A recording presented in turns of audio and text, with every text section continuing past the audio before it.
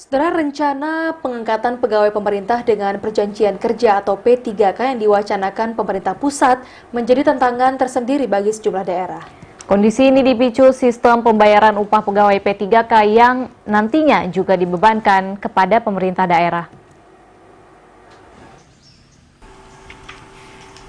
Tantangan terkait pengangkatan pegawai pemerintah dengan perjanjian kerja atau P3K setidaknya disampaikan Dinas Pendidikan Aceh Besar. Keterbatasan anggaran daerah membuat pemerintah Aceh Besar harus mencari solusi agar dapat membuka formasi bagi penerimaannya.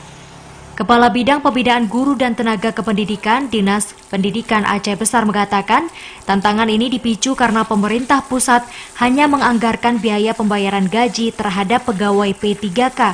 Padahal sesuai aturannya, pegawai P3K juga memperoleh beberapa hak yang sama dengan PNS. Selain cuti, perlindungan dan pengembangan kompetensi, pegawai P3K juga berhak memperoleh gaji dan tunjangan.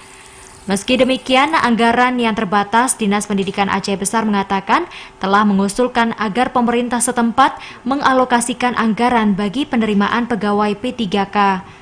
Alhamdulillah dengan P3K ini, dan saya juga sudah menjumpai Bapak Bupati, Pak Sekda di BPKAD tentang keuangan yang menyampaikan bahwa nantinya bagi guru P3K ini gajinya setengahnya nanti dari kita, dari daerah. Cut Zarita Susanti SPD, Kabid GTK Dinas Pendidikan dan Kebudayaan Aceh Besar mengatakan belum mengetahui jadwal pembukaan seleksi P3K. Namun Dinas Pendidikan Aceh Besar telah meminta operator data pokok pendidikan atau Dapodik untuk memperbaiki data terkait guru honorer.